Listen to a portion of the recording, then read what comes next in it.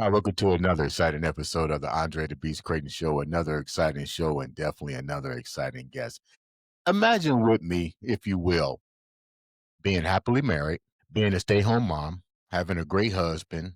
Life seems to be pretty well.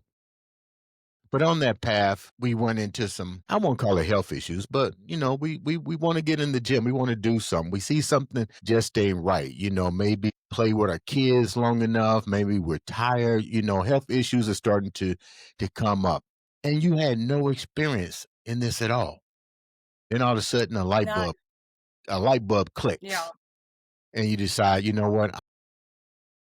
I'm gonna change my mindset. I'm gonna do something different. Not only do I want to be a stay-home mom, I enjoy that, but I wanna do something for me that can basically resonate to the world and to my family as well. This young lady, all the way from Minnesota, has definitely put that beast mindset to action. If you follow her on social media, you see her pumping iron. She's giving nutritional information, but she's definitely talking about that strength and conditioning, which those that know me know I'm a professional, retired professional bodybuilder, personal trainer. I know what's that's like getting up every morning and hitting that iron and eating right and then trying to make our family do the same thing. So without further ado, let's welcome to the Andre the Beast Crayton Show, the one, the only. I call her Miss Erica V to the show. What's up, Erica? Hello, Andre. Thank you so much for having me, and thank you so much for that wonderful introduction. I appreciate it. Before we even get started, you have a beautiful last name, and I told you I wasn't going to mess that up. What's your last name? Don't worry, Erica V is just fine. Even I butcher it sometimes, and I've been married to this man for 17 years. So Erica V is perfect. Okay. Absolutely perfect.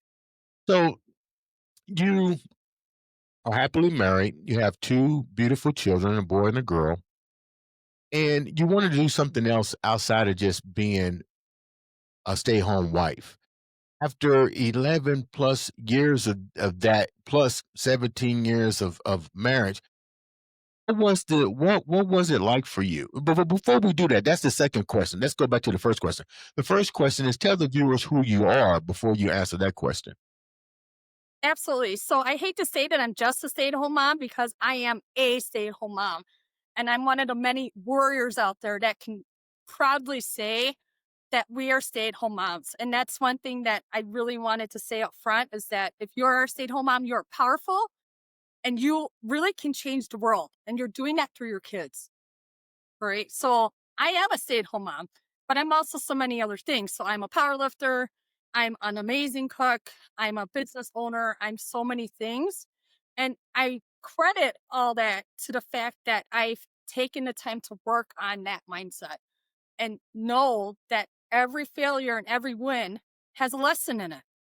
And I've taken those lessons and I've applied it. And that's why I am where I am today.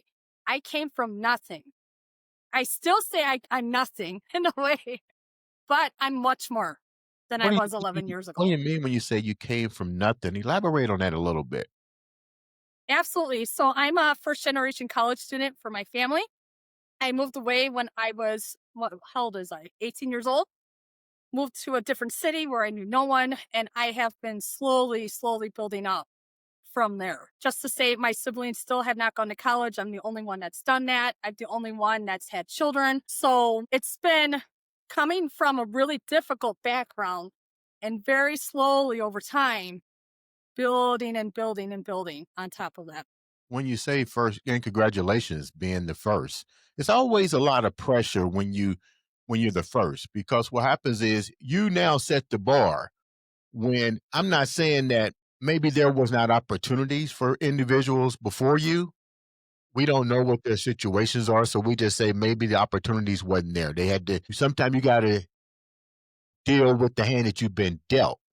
And a lot of times that means you have limited resources and limited opportunities. You was able to take these opportunities and become the first. And with that first, it's like having a backpack. Everybody wants to get in there and expect you to do more and more.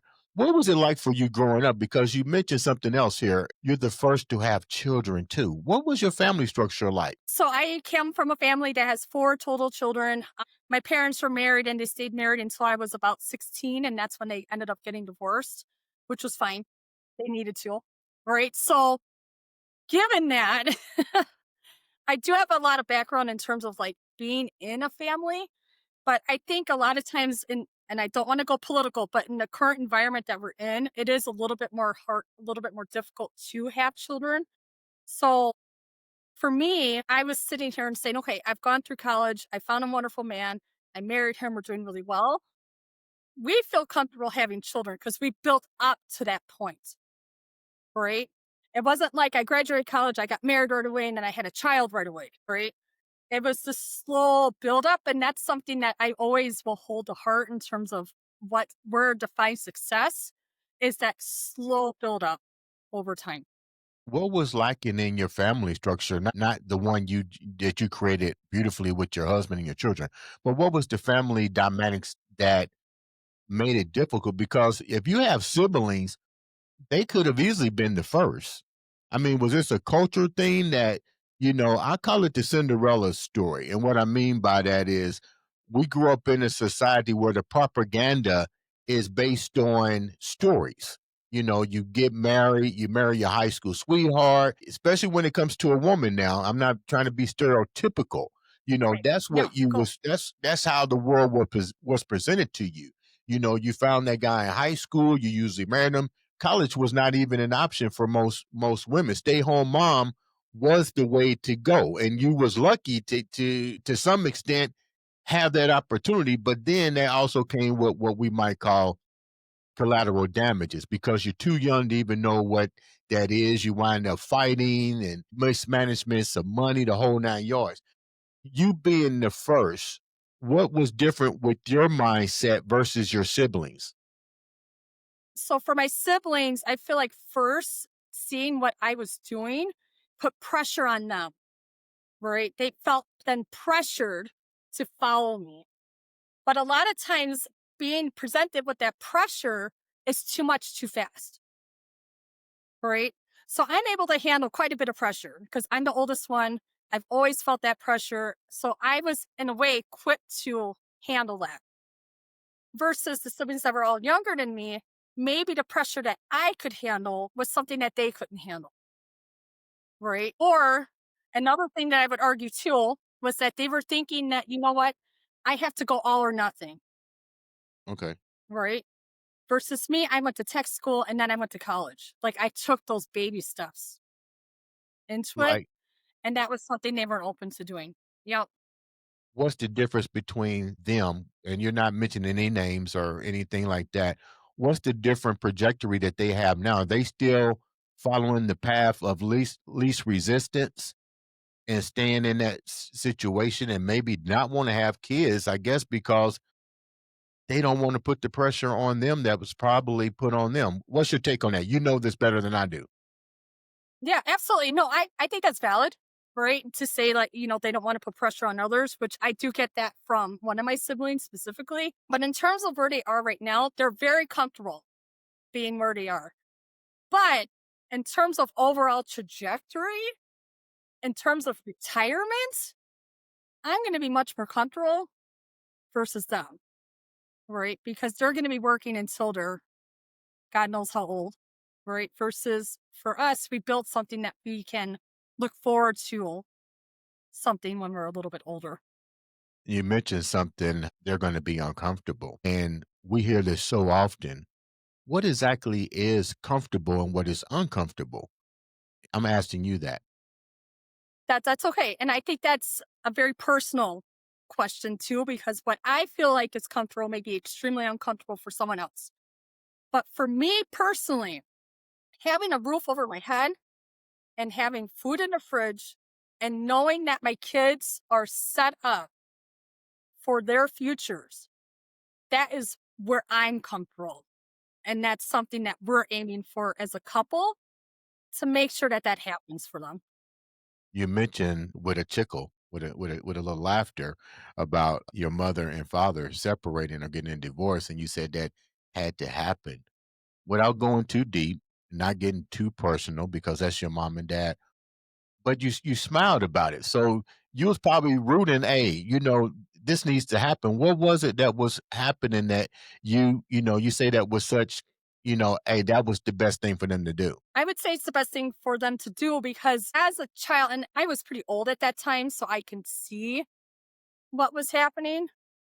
And for me, I've always rooted for everyone being happy in their own space, right? So if you see your mother or your father walking into the house and they automatically like take a breath, right? Or they start to brace for something, you know that they're not feeling comfortable. And that in turn creates tension through the whole household, then too, because all the kids feel it. So when they decided to do that, I was incredibly sad at first because it's like, how could you throw that away? But at the same time, I'm like, I'm hoping that they're both now happier, knowing that they won't walk into their house and have that sense of tension when they walk in. Let me ask you a question. Still in your trajectory. Let's go back a minute. And I'm trying to lay a foundation. I may be laying a foundation here. Do you think, I know you kept communication with both parents, I would hope. Do Yes. you think that their level of comfortability became unbearable for them because now they have children, and probably did they have pressures put on them as well? Is what I'm asking. I think just by being a parent, you have pressure put on you, Mhm. right? And they had four. So that's a ton of pressure to be holding on to because not only are your children putting pressure on you, but as a married couple, you're also putting pressure on each other, right? Because you're both learning and growing as beings, Was your right? was your mom a stay-home mother? She was for a long time, a very long time. You sound sad when you said that. Was it because she had Well, dream ambition? I think, okay, so if we really want to dig into the stay at home mom idea, the biggest reason why I didn't become a stay at home mom right away is because of my mom. That's what I'm And I trying to saw know. where she ended up by doing that, right? She was a stay at home mom. She's a wonderful person. Love my mom, right? But every stay at home mom has to make a sacrifice in order to do that. And she stayed home way longer than I would have ever done, Why you right? say that? Why you say that, and what is too long? What is way too It's long? nothing wrong. It's just that's a long time to put yourself on the back burner, Okay. What was your right? mom's dreams and ambitions? Did she have any? Did she share it with you guys when you got She older? never shared that with me. She never shared. I mean, the one thing that she did want to do was travel more, Mhm, which now she's doing, mhm. which I'm grateful for that she has the opportunity to do now. But it was something that she wanted to do when she was younger. Yep. When you say she stayed on put it on the back burner way too long, elaborate on that. Because being a stay-home mom isn't, you're in it for the long haul until your kids are grown, or I don't know the rules of engagement. I'm thinking the rules of engagement when your children are grown and successful, then you no longer have to be on the back burner. But isn't that part of the so-called contract of being a stay-home mom? Yes and no, right? Because as women, like I went to college and I expected to have a career and I expected to excel in that career. That was my dream. But I went to college, I had a career, got married, then all of a sudden I can no longer focus on that career. And for a lot of women, that's hard. That can be incredibly hard. And because you're kind of throwing away one dream, and yes, you're going for another, which is fantastic. And I never will throw that time away ever. But initially, it is hard because you're changing from a professional woman to being something else, right? And for many women, and I struggled with this too initially, it's incredibly difficult to go through that. It really, really is. And now that my kids are older, I'm able to look back and go, well, thank goodness I was home because I can see how that helped them grow into the people that they are right now. Because I did do that. But initially it's hard to see that. And it's that transition point that's so difficult. So difficult. But I don't think there's a manual script for being a mom or a full-time mom or a full-time dad. I think you learn as you go. Things happen. Children, they crawl, they go from diapers to, going to their first school to, it is a full-time job. But my question to you is, you said your mom stayed in it way too long. Do you mean the fact that you wish that she had to pursue something else besides being a mom at that time is what you're trying to say? Yeah, I do wish that she did pursue something else, especially since I was older and my other siblings have gotten a little bit older. And that's something that I'm trying to do now. So my kids are still relatively young, right? On the spectrum of youth, they're still relatively young, right? But I'm trying to find a way to still be what I need to be for them, but do something on the side for myself. And that's when I started my Instagram. That's when I started doing what I'm doing. So that way I can start to give to myself and give to others in a different way. Isn't it a different projected trajectory when you're a single mom? And I mean single stay-home mom, no male there, or a single father, because that's call it what it is. There's single fathers out there. The trajectory and the outlook is never going to be the same. It's going to be much more of a difficult task. So my question to you is, I get it during the time that your mom and dad was probably being parents, opportunities and stuff, maybe their mindset, which we talked about, their mindset wasn't there. But let's talk about a new generation, the new time. What's your take on the single mom and the single stay home dad who don't have that other support cast? I mean, how do you really put that in your time zone to do these things when, let's be real, children are a handful? They come with a lot of care. They don't come with instructions, you gotta deal with it. No, and to those people, I bow down to you because it's incredibly difficult to do that alone. And I will never have a full perspective on that because so far, knock on wood, I haven't been put in that situation. But the people that do it, you are way flipping stronger than I am. You really and truly are. And the people that I run into in real life that are in that situation, I'm like, how can I help? Mhm. Right? Because that's amazing. How are people perceiving your mission to advocate for being something much more than let me rephrase this, elevating your situation as a stay-home mom to add more to it. How are you being perceived right now? Because you're going to have two different sides of the spectrum here. You have a mom that says, "Oh, she don't know what she's talking about. She's happily married. She's got blah blah blah. Blah blah blah. This is going on in my life right now. The government is doing this and taking this away, and I got a husband that's not even paying attention to me, and I'm doing all the work." How do you really address something like that? Because there's so many prizes in these box of Cracker Jacks. No, and for that, it's so hard for again, it will be impossible for me to understand how difficult that situation is. Impossible. I will never even try. All I know is that those people, I hold them in high regard. Absolutely the highest regard ever. Now, in terms of elevating that, again, since I have no perspective, it's really hard for me to say do X, Y, and Z, right?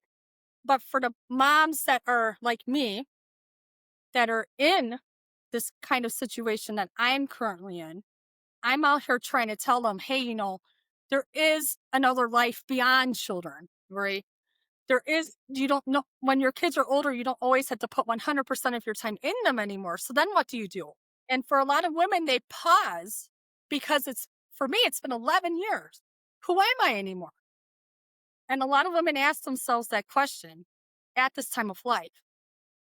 Who So were I'm you? here to show Who were you who before who was I before? years ago? So many, many, many years ago. I actually graduated from the University of Wisconsin Madison with an economics degree.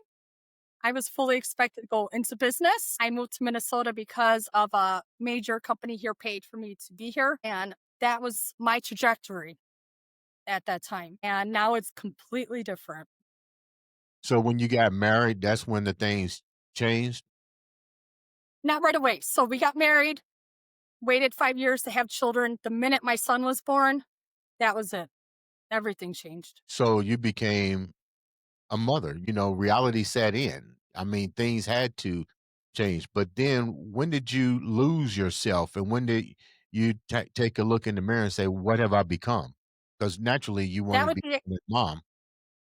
yeah, absolutely. And I feel like I am a good mom, but at the same time, I know I make mistakes. Right. And I know that I'm not the best mom in the world and I will never put that crown on my head because I make mistakes on the daily as a mom. But the time that was the hardest was after my daughter was born because that was the time that we decided that I would be home and that would be it. Right. So I left my job, had my daughter, and then that was it.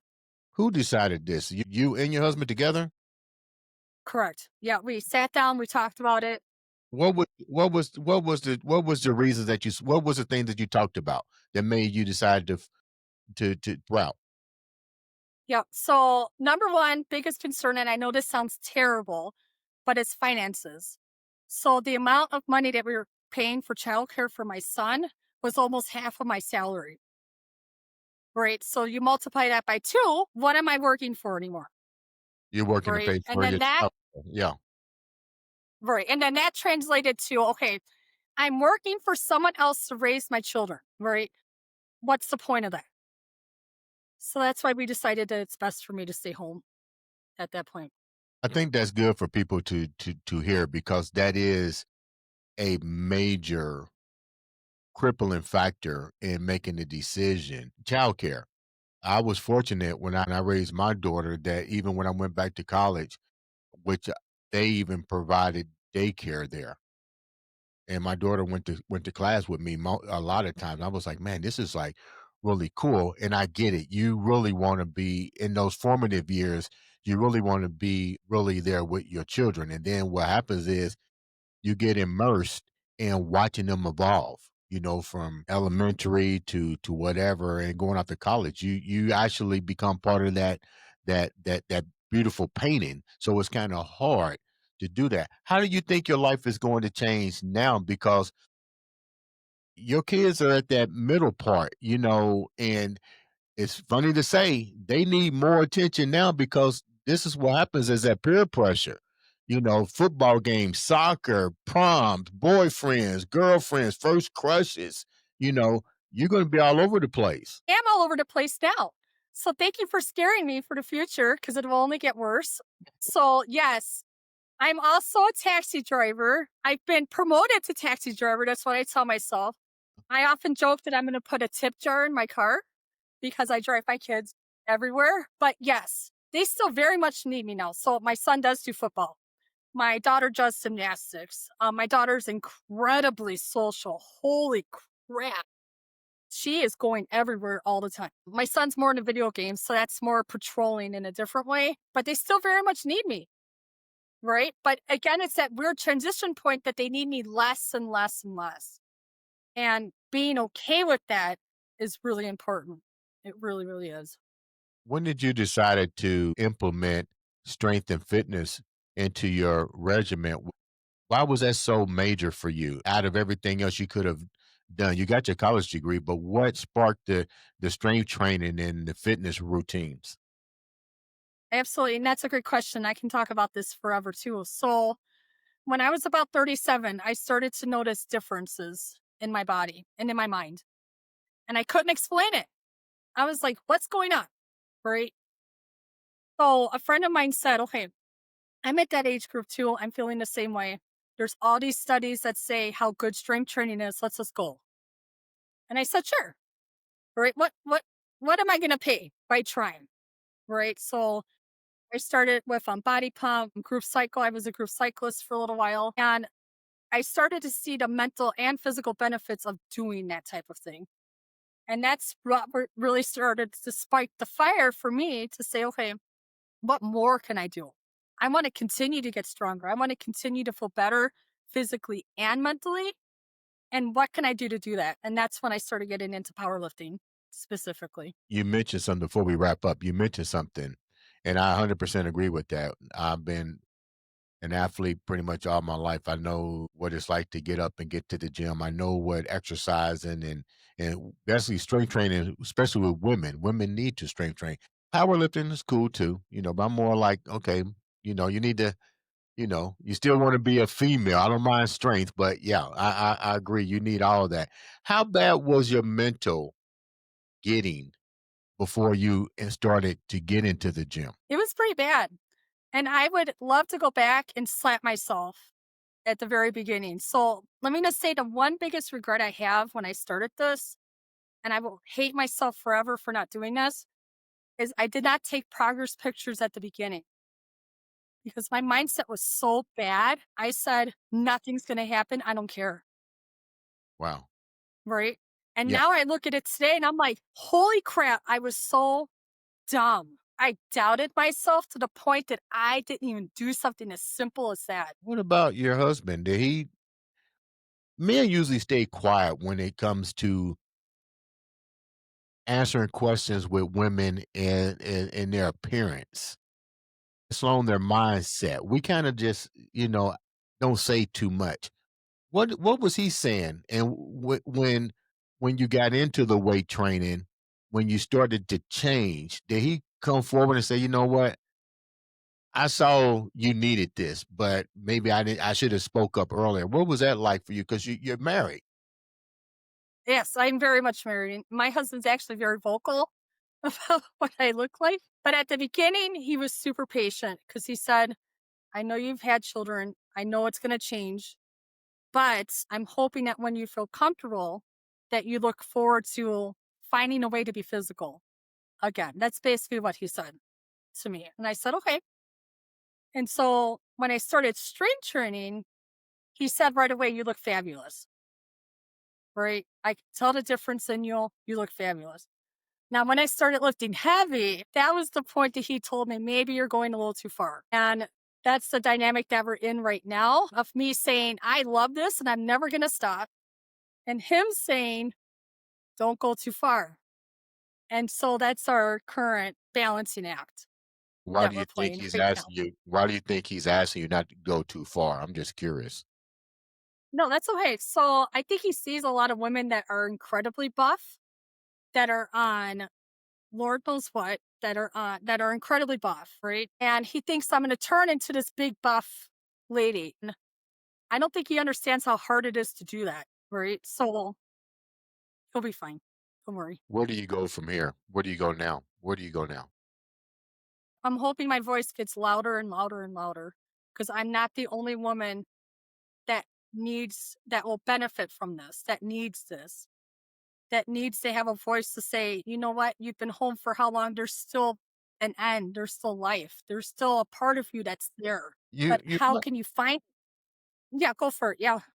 you must be speaking from experience, and what I mean by that is other women must have been talking to you in your ear for you to come on this show and talk about this. So this isn't an isolated situation. This may be worldwide. There's other women that feel the way you do, and men that feel the way you do. That they Absolutely. And I love that you said men because that's something I've been trying to be really good about including both because this is not just isolated to women. It's isolated, I mean, it's part of men too, right? And so I'm trying to be very vocal about the fact that, you know what, strength training can benefit anyone. And it doesn't have to be powerlifting. I've told people that a million times. It does not need to be powerlifting, but strength training of some form. How long have you been strength training? I've been strength training since let's see, 2002. And how long did it take you to start seeing progress? And the reason that I'm asking is as a former trainer, I used to tell women and men, you develop differently. Men's going to see results a lot quicker than women. Now, I used to tell women if you give yourself at least 3 days a week to 4 days a week of 30 minutes of strength training, you should and eating because eating is key. You are what you put in. You should start seeing results within the first 30 days. It'd be minute things. How did that happen with you? It was the same. So in 30 days, I was starting to get stronger right away. And for me personally, I like to see results outside of the scale. So I like to say, okay, if I'm able to lift heavier, that's a result, right? If I'm able to go longer, that's a result, right? And those are those quote unquote minute changes that you see right away. but it took years for me to get where I am today physically. And that's because of my history. So prior to strength training, I was a cyclist and I would cycle 50 plus miles a day. Not to say that's bad. I love it. I'm still a cardio junkie on the inside, but I had to quote unquote heal from that. And that's why it took me so long to get where I am right now, here and today. The last question I ask, we see that your body is getting its workout. Let's talk about your mindset because you went into these situations with that negative, you was defeated attitude before you even complete the mission. What's your attitude now? What's your mindset? My mindset right now, I would say it's the strongest it's ever been. For real. Coming on here and talking to you, coming in cold, I would have never done that before. Walking into a competition, and I bombed my first competition. Let me say that. I bombed it completely. I failed, but I completed it. And that's the big difference. And I never would have done that 11 years ago. Ever When you would I say, have done that. how did you bomb your first powerlifting contest? Oh God, it was so bad. So squats, I got green lights. Bench, I got a green light. Deadlifts, red light across the board, across the board. And that meant that I was disqualified. From my first meet, I was disqualified, So what do right? you do But now? you know what? No, but let me wait. My kids watched me fail on YouTube. It was incredibly embarrassing. They watched me do it. But you know what I'm proud of myself for? They saw their mom stand on that podium 3 times and fail 3 times. The fact that I stood on that podium the third time in front of my kids, imagine how powerful that is. How did you change your mindset after that? Well, I'm hoping to compete again, but Okay. it took me some time. It really, so I did a mock meet, what's called a mock meet in my house as part of that healing process. Now that I've done that, I'm hoping to compete again in the spring. And you know what? You will definitely do that this spring. I guarantee you, you will do better than you've ever done in your life. I can sense that beast mentality coming out of you. How can the viewers reach out to you and support you and share in such a beautiful journey? Because I know there's other women and men that are going through this same scenario and would love to follow your story. How can they reach out to you? Absolutely. So right now I'm putting most of my messages on Instagram. So Erica Just Lift Training. I also have a Threads account as well where I'm very vocal. So put a little asterisk there on my threads. I'm very vocal there. But in terms of my Instagram, feel free to message me. You can also shoot me an email at info@liftshit.com. And you can always shoot me an email there as well. You know, Erica, thank you so much for taking time out to come and share such a beautiful story of resilience and empowering not only women but men that there's nothing wrong with being a stay-home parent as long as you don't forget who you are in the process. Make sure you guys click follow. Sometimes all it takes is one click to make a difference in not only your life but someone else's life. Ladies and gentlemen, this has been another, and I do mean another, exciting episode of Andre the Beast Crayton Show.